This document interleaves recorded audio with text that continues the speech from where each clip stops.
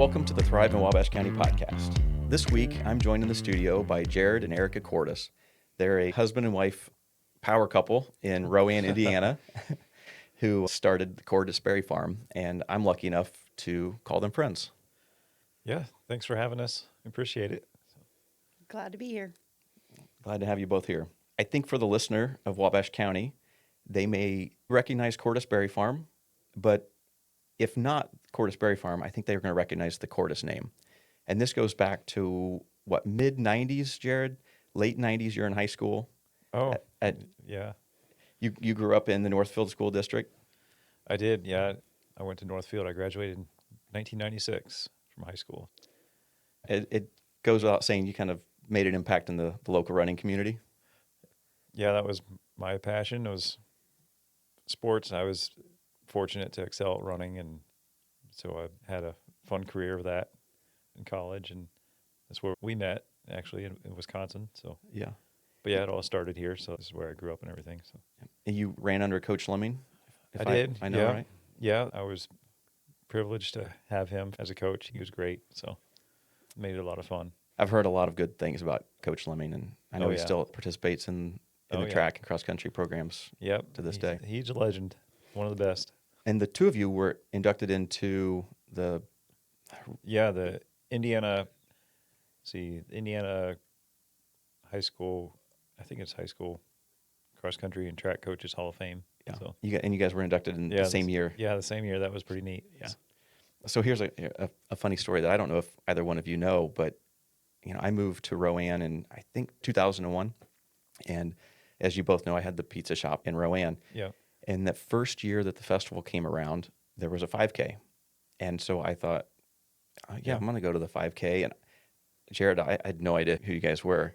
And Okay. so I'm thinking, I've run a little bit, I've done some races, and I might show up and win. And somebody said something about Jared Cordes. And I was like, who's this guy that they keep talking about?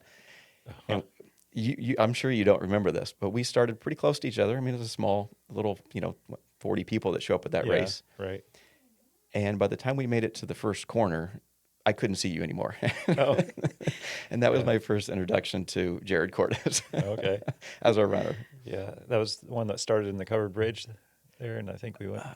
I think the first year I did it was out by the old school. Okay, yeah, I remember that one. And we ran in towards town, and by the time I got up to Main Street, I couldn't see anymore. Oh, sorry. So you run here at Northfield and do well, and then you get invited to go to Wisconsin, or how do you make that decision that you're going to go to college at Wisconsin? Yeah, they recruited me. They were ranked number 1 in the nation as a team in cross country, had won the Big Ten and everything, and so yeah, that's where I decided to go. I always grew up being a Purdue fan, had relatives and friends and that went to Purdue, but Was that a hard decision? yeah, it was hard to turn down that opportunity to go there, but their running program Wisconsin was the number 1 team in the nation, so Yeah. it's like a basketball player getting to go to Duke or something, And so what kind of events did you do when you were at Wisconsin? Well, I ran cross country in the fall, and in track, I ended up focusing on the steeplechase. It's a kind of a unique race. It's like a distance hurdle race. And the reason for that was because a lot of distance runners, especially at that level, they grew up just focusing solely on distance running and didn't do anything else. But growing up here, everybody plays basketball, and Sure. that was kind of my first love. And being kind of a small school, you got to do more than one sport. So I played basketball all 4 years, and my college coach was like, you've got a little more agility and coordination than most other distance runners, and I think this might be a good fit for you because of the hurdling and everything. And so that's where I ended up kind of focusing, and yeah, so got to Did well. I think a little bit of prep for this interview or this conversation. Placed second in NCAA. I was second at the Big Tens. Oh, Big Ten. Okay. Yeah, I made All-American Four times. 4 times. Yeah. So, but yeah, it was ran at the Olympic trials a couple times, and made some world championship teams. Didn't make any Olympic teams though, fortunately. But yeah, I got to travel around the world doing that. Yeah. That was a lot of fun. And That was a long time ago. a lot of fitness ago. I'm, I'm sure being at Wisconsin, running, all that stuff was great. But really, the big thing that you pulled out of Wisconsin was that you got to meet your now wife. Oh, of course. Yeah. I mean, that was the best thing that came Yeah, out of Wisconsin, right? absolutely. Yeah. So, Erica, you did not grow up around Wabash or even Indiana, correct? Yeah, I'm from very rural New Hampshire. Okay. So Jared and I met at college at Wisconsin. And you also ran at Wisconsin. Yeah, so I got recruited as well and ran there late 90s and early 2000s and was a national champion under my coach, Peter Teagan. Yeah. And then kind of had a unfortunate quick ending to your running career. Yeah, I did not finish my running career. I actually ended up with 4 surgeries my senior year in college. And that was it. But one of the cool things is, again, as I kind of prepared for this a little bit, because I didn't know a lot about, I knew that you had running careers, but I didn't know to what extent. Yeah, I'm impressed. You evidently have done some research. I wasn't anticipating that. But I read, Erica, in the year that you won the NCAAs, in a quote somewhere, and I don't have this perfect, but basically, out of all the standout of activities that happened at Wisconsin that year, which included like football national championship and basketball national championship and a hockey national championship, that they gave you credit for the most impressive performance of any athlete that year, which I thought was, wow. I mean, that made me like really shake my head, like, in awe. Yeah, so I actually won nationals on my 20th birthday, which is still like the best birthday present I could ever get. Oh my goodness, yes. So did you guys meet through running? The girls and guys team are actually very separate. So we actually met through Athletes in Action, which is a Christian organization at Wisconsin. Okay. And so you meet through there, what friendship kind of develops, and you have a passion for running. So that's obviously kind of a natural connection. Yeah. But so growing up in New Hampshire, growing up in Indiana, you guys date through college, and are you starting to think about marriage and stuff by the time you're graduating, or where are you at? We actually got married before I graduated. Yeah, she still had, she had a 1 semester. year left. I had a semester left when we got married. And we got married in December of 2001. And people are asked, why would you get married in December? And I tell them it's the only time there's not an international race. And at that point, Jared was running internationally. And when we had planned to get married, I was also still running. I hadn't got injured yet. So, we just didn't know what that would look like. But you can get married in December because there's no international races. Yeah, for running, spring and summer is pretty busy on track and field schedule, and everything. So it's like, well, December can't works. plan something then. So Yeah. And so, Jared, what did you graduate from Wisconsin? In what degree? I had a double major in agronomy and agriculture and applied economics. Which is going to apply to our conversations today. Yeah, exactly. So. And Erica, what did you graduate with? I graduated with a degree in social work, and I hope never to use it again. I am one of those people. Okay, so you're graduating, you're married. What's the discussion like on where you're going to end up? New Hampshire, Indiana, or somewhere else? That was kind of part of the deal, was that when we got married, I knew that we were ending up back here in Indiana. He was planning to farm with his dad.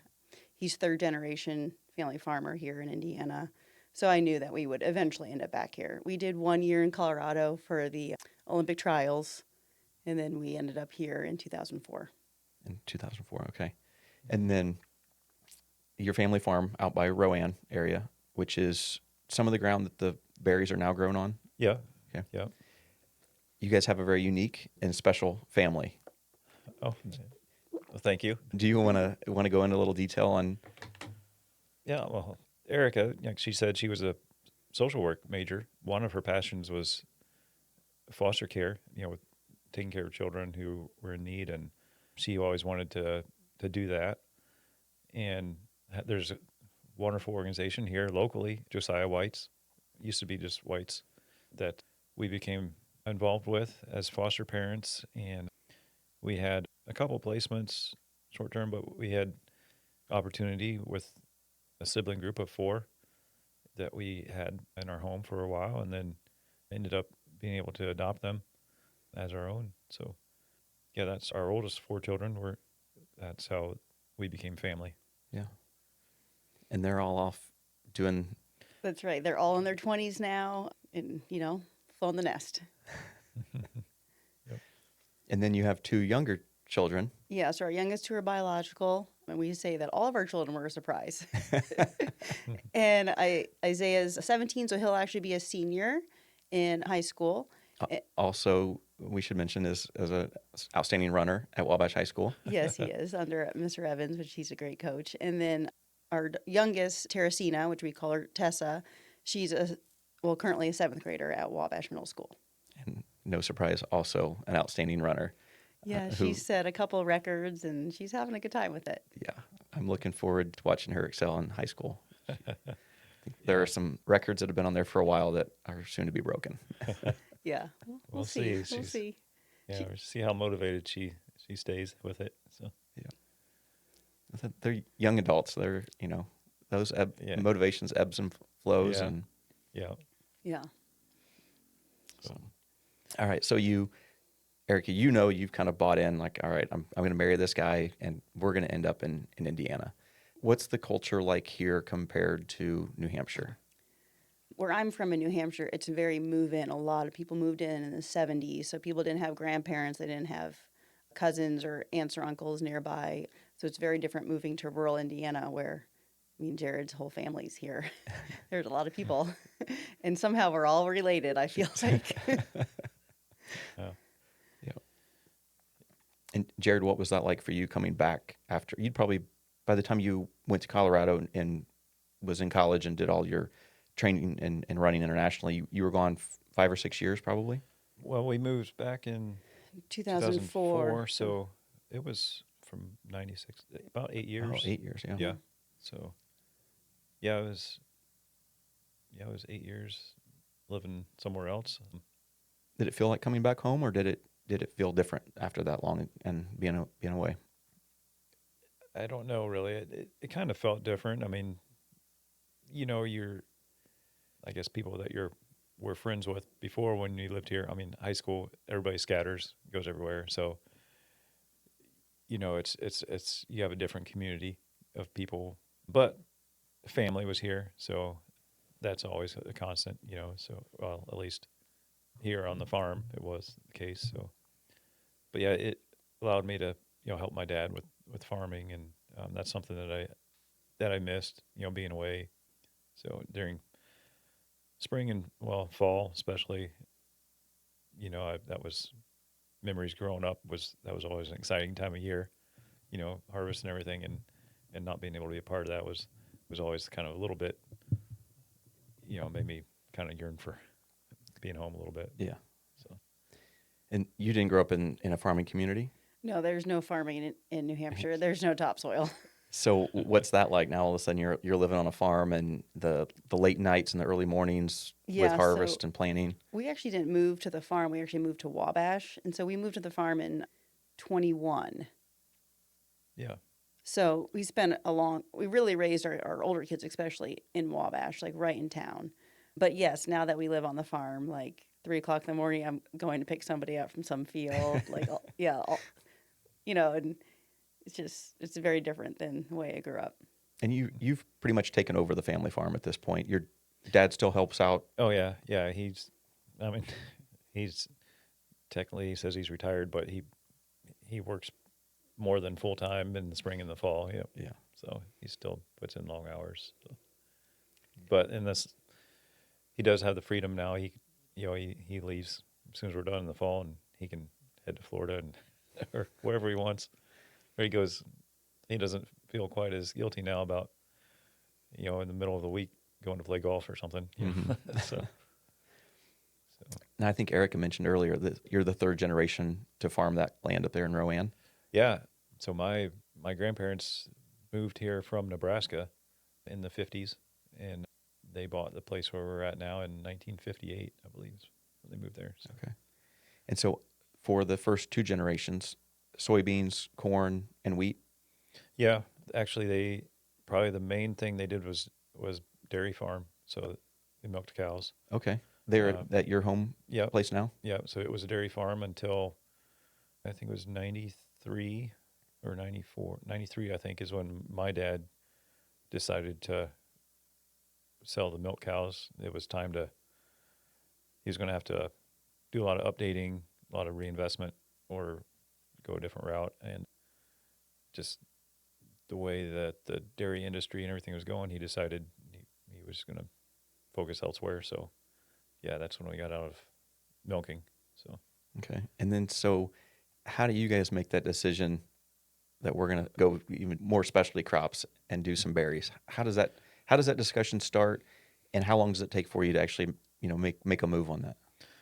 yeah, so I wanted to be a part of the farm. I really kind of wanted to do it full time, but didn't want to, my dad still needed full time income, so, and the acreage that he was farming wasn't really enough to support another full time on the farm family. So we kind of were looking at, well, what other options do we have? And obviously, we want to be to farm more acreage, but that just doesn't happen just because you want it to.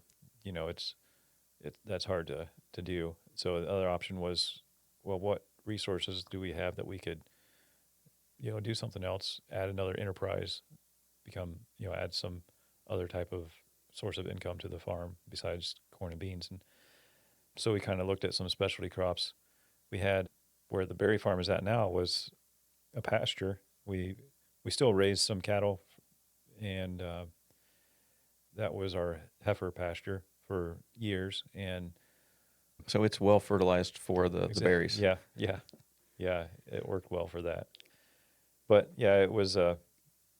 My dad had since pretty much gotten completely out of cattle altogether. He was renting that pasture to somebody who put some beef cattle out there occasionally, and so we thought, well, that'd be a spot that we could maybe do something, with a specialty crop, and so we kind of kept, looking for maybe something to pop up as an opportunity there. I didn't really have a lot of background in that, so I didn't really know, but my dad and my uncle actually ran into a guy at the Farm Progress show out in Illinois that had developed the rotating cross-arm trellis that we use for our blackberries, and he was marketing it or as an opportunity for, if you had marginal acreage like we did that wasn't, being productive, as an opportunity to add another source of, diversity or income to the farm. And so it was probably a year or two process of kind of talking with them, meeting brokers, other growers, learning how that all works. And You don't harvest the blackberries and take them to the grain bins like you would with corn and wheat. So how are you going to get rid of them? Like, what's that process look like? yeah, That's all stuff that you guys had to think about beforehand. You had to have everything in place before you just, you don't want to just go put in a whole bunch of acres of fruit that you have nowhere to sell it to. Or so that all had to be kind of set up and established. So, Erica, how did you determine what berries you were going to grow? I had nothing to do with any of this, Adam. Oh. And I will tell people that. At this point in our lives, I had, was just about to have 6 kids, 10 and under, and that's all I was doing was just trying to keep everybody alive. Well, that sounds like you got a good labor force. Yeah, we tried. Well, then maybe that question's not for Erica, but Jared, how did you just determine what berries you were going to grow? We picked varieties because I also was involved with, the corn and soybeans, on the farm. So we tried to have ones that would be harvesting in between planting and harvest. So there are other varieties that would go later into the fall, but that would conflict with, corn and soybean harvest. It'd just be too much to try and handle all of that all at the same time. So the varieties that we have usually are done ripening in August. So that gives us, time to transition into corn and soybean harvest.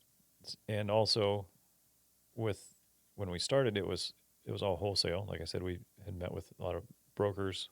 So everything was being sold to, the big retail outlets like Walmart, Kroger, Myers, all those places. So your Costco. berries got picked up and essentially mixed with other suppliers, other growers, and then went to distribution centers where they went to Myers and Kroger and, Yep, and all that. exactly. Okay. So, and the advantage that we had, so this gets kind of scientific or technical, but with that trellis system, it allowed us to, we grow the berries a different way than they do further south. So in the southern part of the country or in Mexico, Guatemala, their blackberries will just grow in like a hedgerow, and they grow and they pick them. But here they wouldn't survive the winters.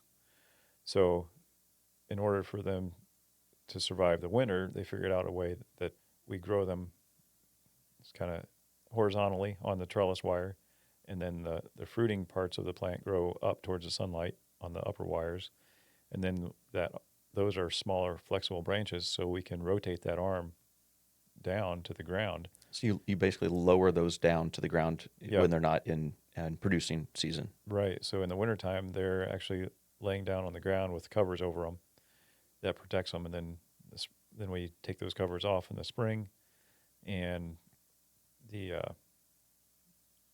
we can get into it more later, but so the berries ripen at a time that there's not really any others coming onto the market. So you also get a higher price during that season, during basically July, August.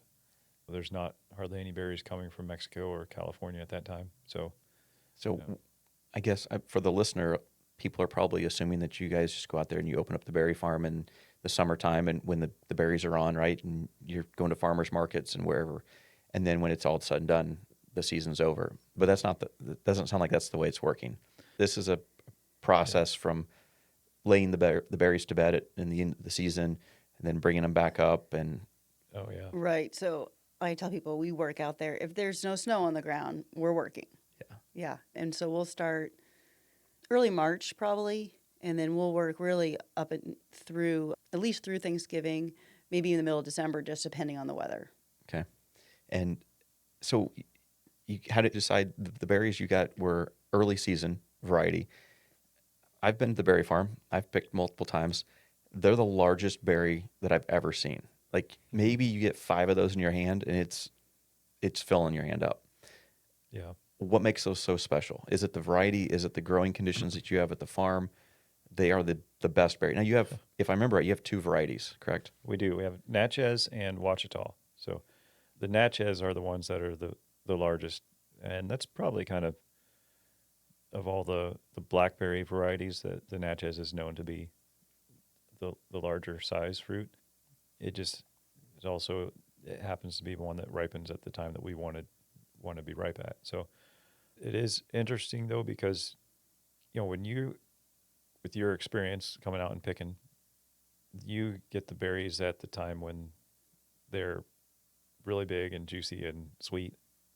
But when we were as a wholesaler, that would not be the time to pick them. So They would be overripe and probably Exactly. smashed by the time they got to the shelf. So you have to think of, okay, it's going to be almost possibly like a 10-day period between when they're picked and a customer is going to actually eat them. So, and they have to look attractive during that time. If we picked them, if we waited until they are, when you come out and pick your own, if we waited to that point to pick them, and then you put them on a truck, they go to a warehouse, then they go on another truck and get to a store and get on well, by that time it's just going to be mush. Yeah.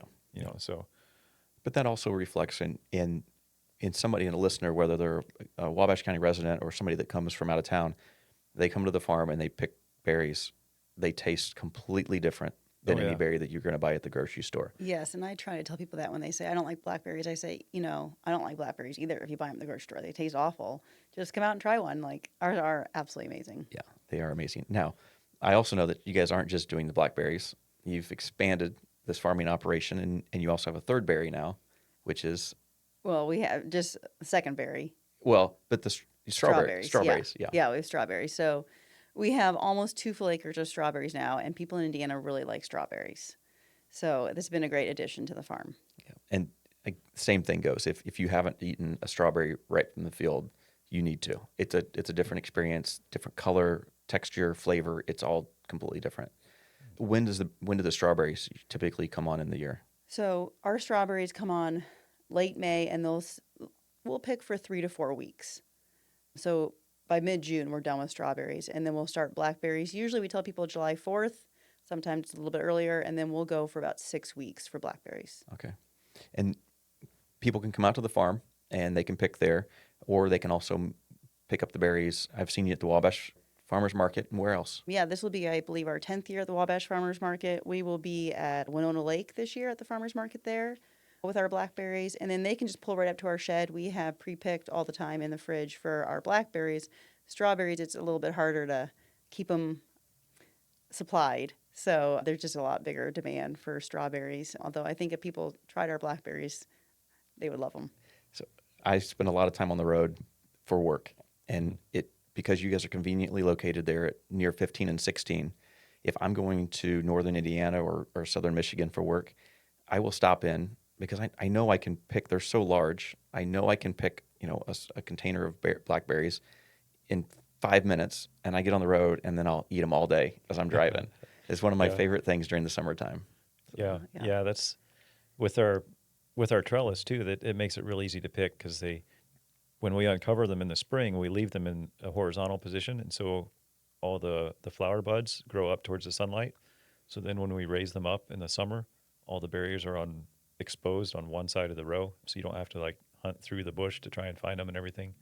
You can just walk along and pretty much just knock them off into your basket or whatever. And our berries are also thornless, so people just love that. Yeah, there's no thorns. So. I was just going to say that I've gone and picked wild berries before, and you just cut up and you get little things all over your hand, but you guys have thornless, and it looks maybe sometimes like you've gotten pricked because of all the berry juice that's in your hands. Yeah. But it's a great experience.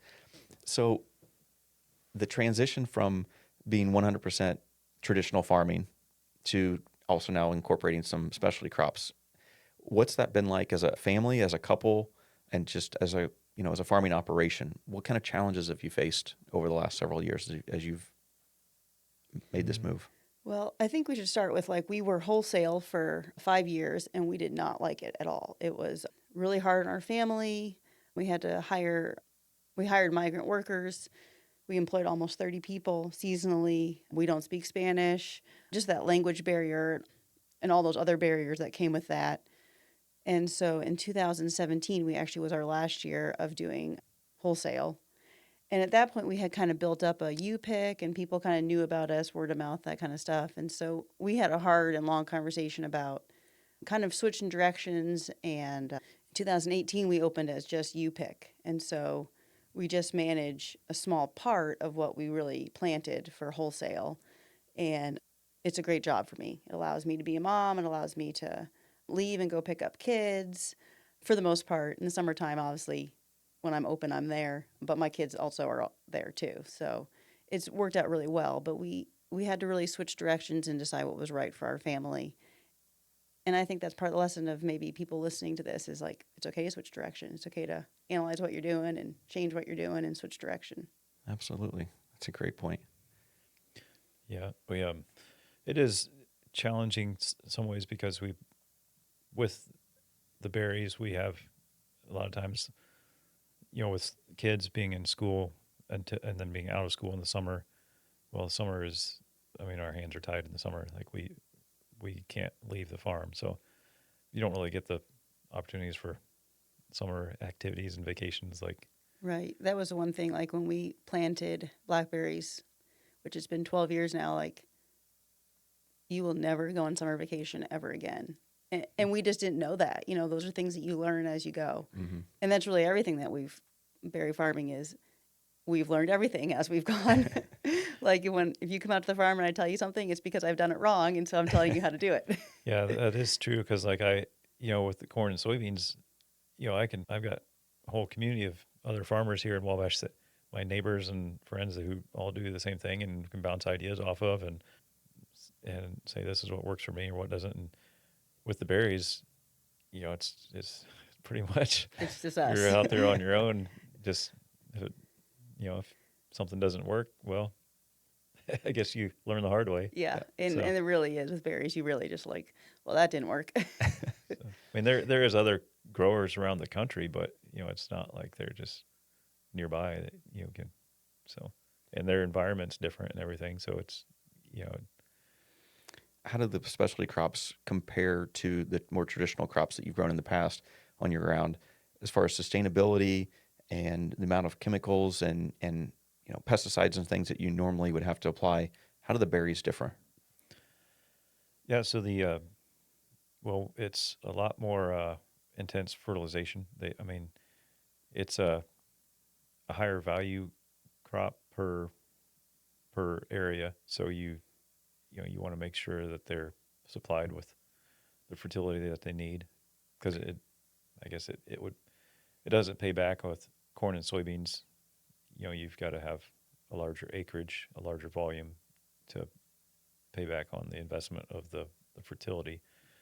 So you try and limit that with the berries. You want to make sure that they're producing at the maximum that they can. So yeah, it's the fertilization is probably the main difference. And a lot of it is actually some of the same fertilizers that we use with the other row crops, but A much smaller scale. yeah. So for example, like with the corn, like we have irrigation pivots, and I'll put fertilizer on in the summer with the corn during pollination season, some like boron and some things like that, micronutrients and stuff that helps them during pollination.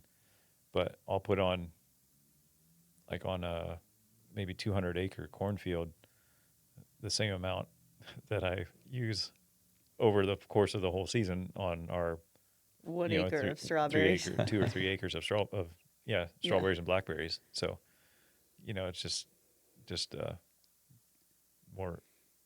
They need a lot more, and they use a lot of water. So, I mean, the fruits, like 95% water. So. Yeah. So you guys irrigate out there?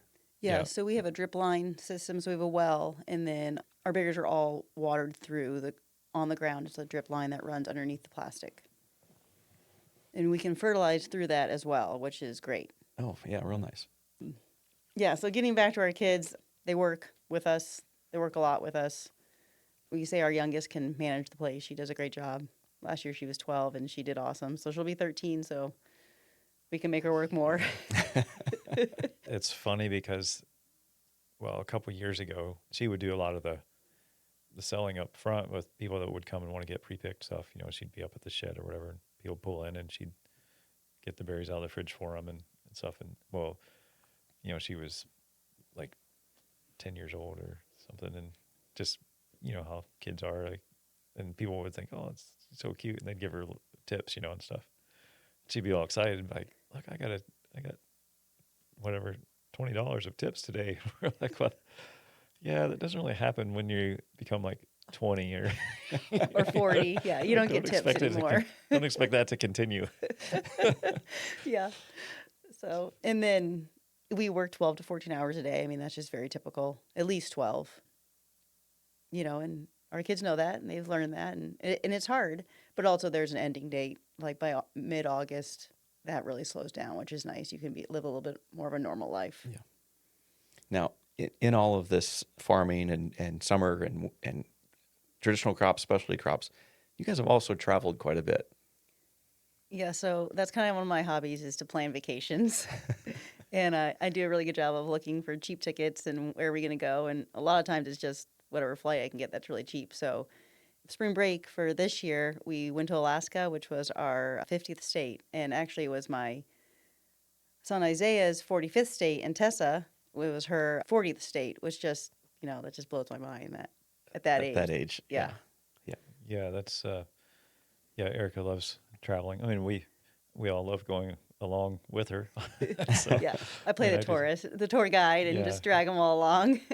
But yeah, we try and take advantage of, usually, since we don't get to do it in the summer, usually we'll try and go someplace with the kids, like over Christmas break and spring break. We're not really busy. I mean, too much yet. So we try and take advantage of those times. Now, I also know that you guys have kind of created some partnerships locally where your berries are used in some other products. Eric, would you want to talk about some of those? So McClure's on 31 in Peru, they make wine, blackberry wine, and a blackberry hard cider.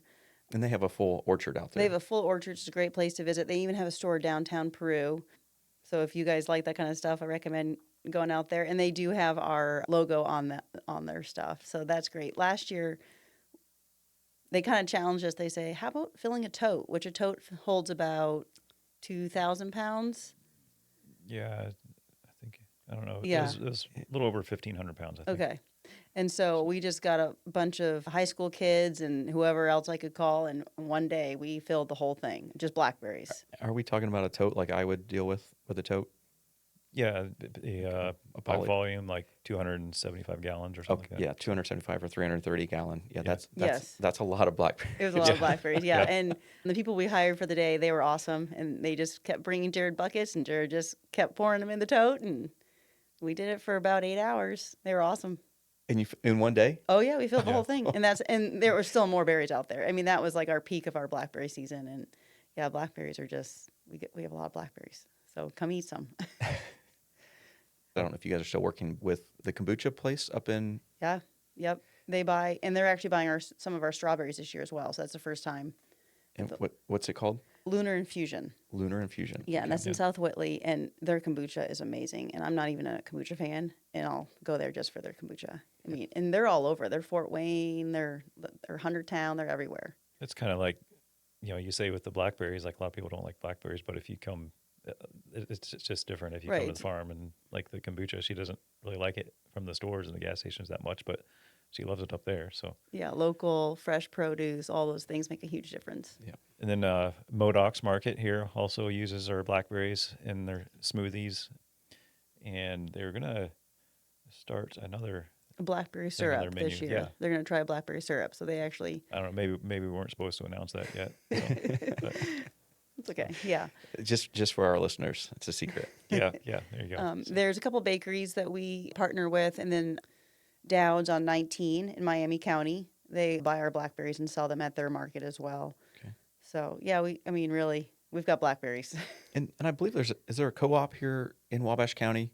Yeah. So Hawkins Family Farm, which is in North Manchester, they have a CSA, and they purchase our berries every year as well. And that goes out to all of their all their members. customers. Yeah, and they have over 500 customers at this point. So, but we love when people come to the farm and they talk to us, and we love when people are like, "We come every year. It's a tradition." Like, it's just really fun to have those interactions. Yeah. Are there any memorable, whether funny or just memorable moments or customers that you've had out at the farm? Oh yeah, she can probably speak better to that than me, but I don't know. You want to share anything? It's fun when parents bring their kids, and they come every year and they grow, so you can see them grow. Our rows, especially our blackberry rows, are very wide, so people can bring wheelchairs, and parents or children who have adult parents who are in wheelchairs, they get really excited that they can bring their family members and do activities that are outside like that. Because most rows, pick farms aren't compatible with wheelchairs and strollers and wagons, but our rows are really great, so we try our best to keep them nice and clean for everybody. Of course, you occasionally see, especially little kids, they'll come, when they're coming to check out with their box of berries, and their face is like completely purple. Yeah, and you're like, "Did you try one?" And they're like, No. "No." It's just funny. And we do tell people, like, you can eat, like, especially like the little ones. We love when they eat off the bottom because nobody bends down and picks those. So like, please eat those. Yeah, it's fine. I mean, they're not. You're only going to consume. Your stomach's not really that big compared to how many berries are out there. So, Yeah. What do you have a favorite berry of the two blackberries that you grow? I do like the Natchez, the really large ones, but I like them when they're really ripe and juicy. Otherwise, they've got a small window from when they turn from kind of tart to sweet. Yeah. And then to overripe. So if you get them right in that window of really sweet, I mean, they're monster size, like you said. I mean, you can like the palm of your hand almost, like an apple. And so it's just you put it in your mouth, and the juice and sugar just explodes. It almost dissolves in your mouth. Yeah. And we always say that that's usually Fair Week. And almost always we are picking for the winery then because we're just drowning in berries. And we're like, oh, people are just totally missing out. So, like, we encourage people to show up about the middle of July because the berries are awesome. And then Ouachita are my favorite. And they're just more round, they're smaller, more typical what people think of when they think of a blackberry. And they just stay sweet constantly. Their flavor does not change like the Natchez changes very much. And I've snacked on both, and they're both great. But if somebody's into baking, pies or some, is there one that's better for that than the other? I don't think so. I think they both work just great for that. So, Okay.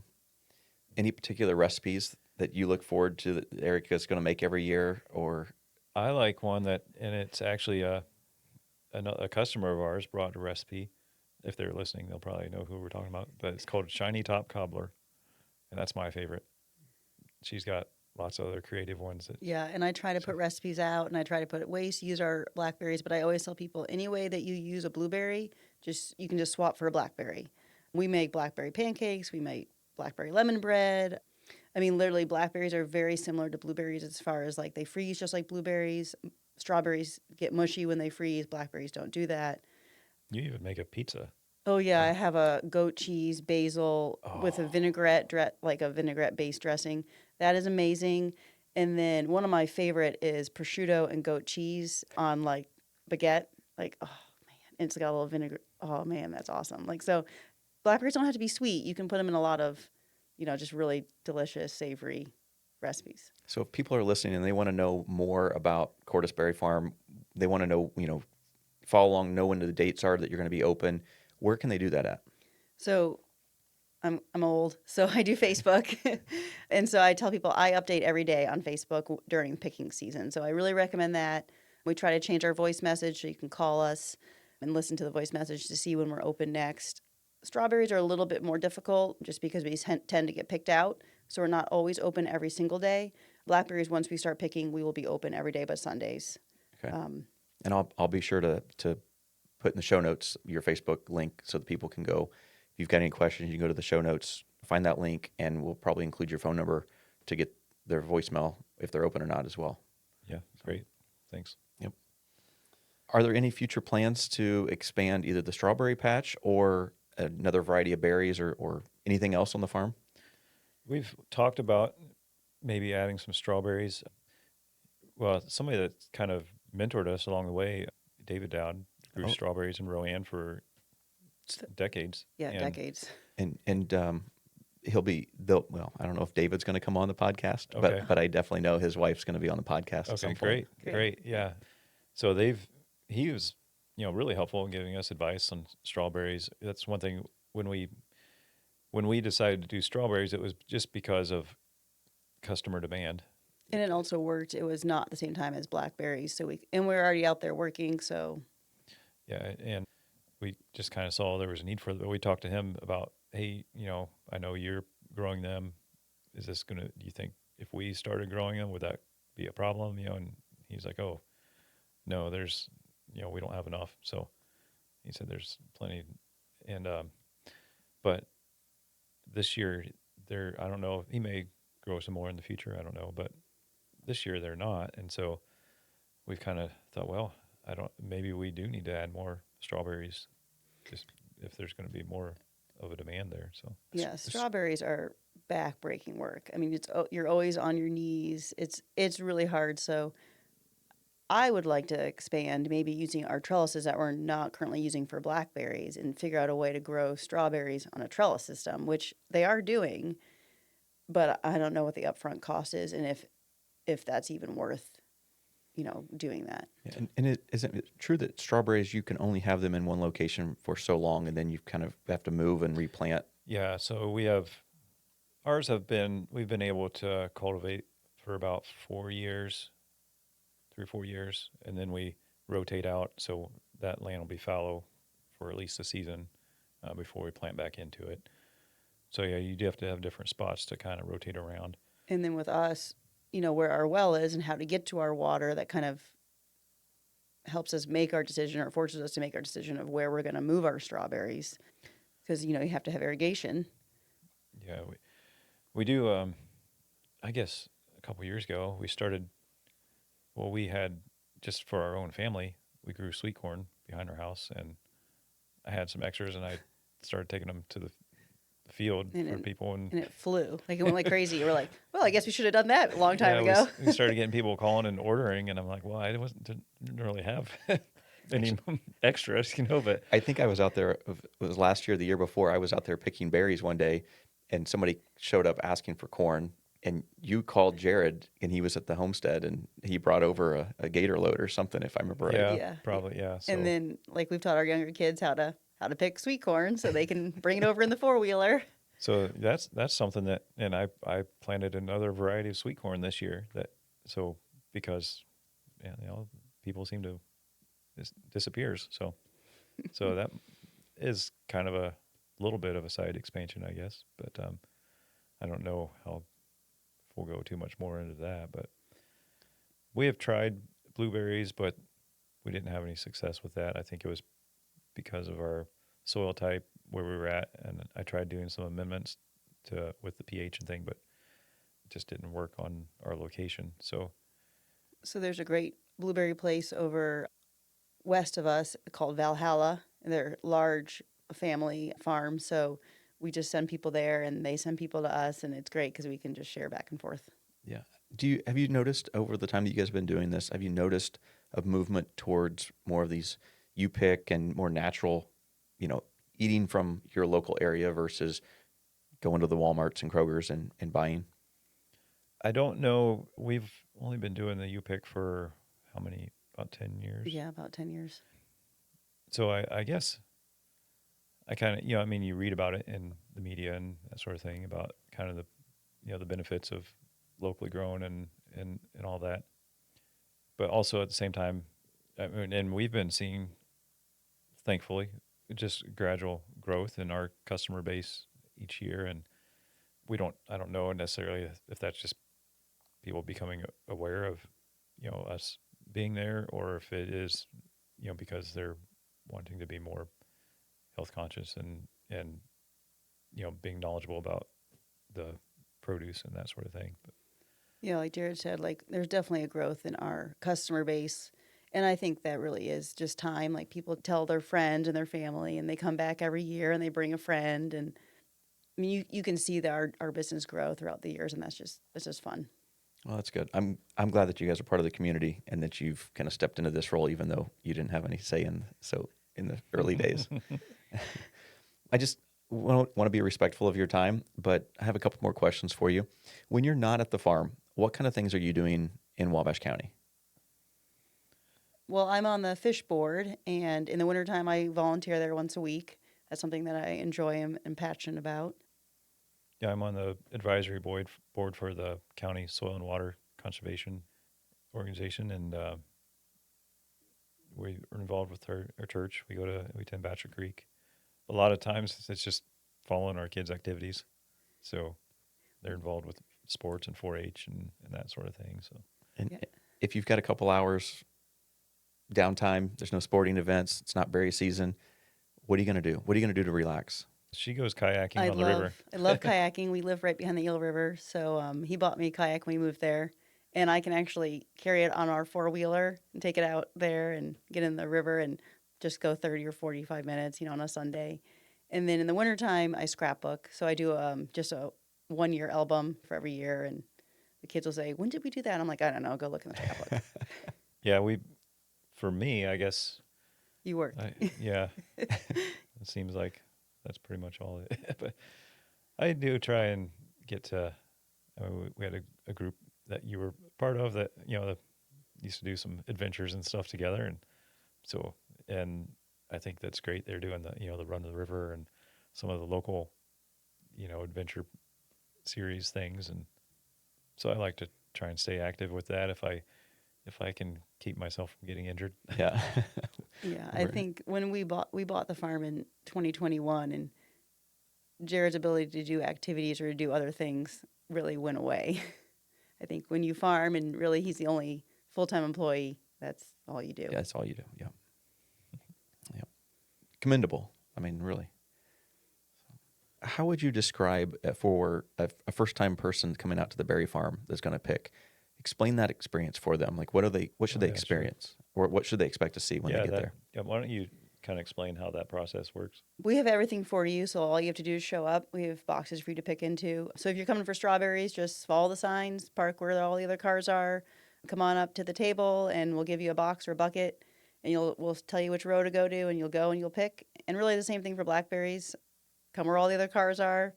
We'll give you a box to pick into and tell you what row to go to. And then when you're done, you just come on up and we weigh it and you pay us and you take the box home with you. That's it. They can pay with cash, Venmo, credit card. What do you take? Yep, all of those things. We do local checks as well. So, credit card, we do a 3% convenience fee because that's what they charge us. Okay. And then you mentioned a few markets that you're going to be at during the summer as well. So yeah, this will be, I think, our 10th year at the Wabash Farmers Market, and then we're going to try the Winona Lake Farmers Market again.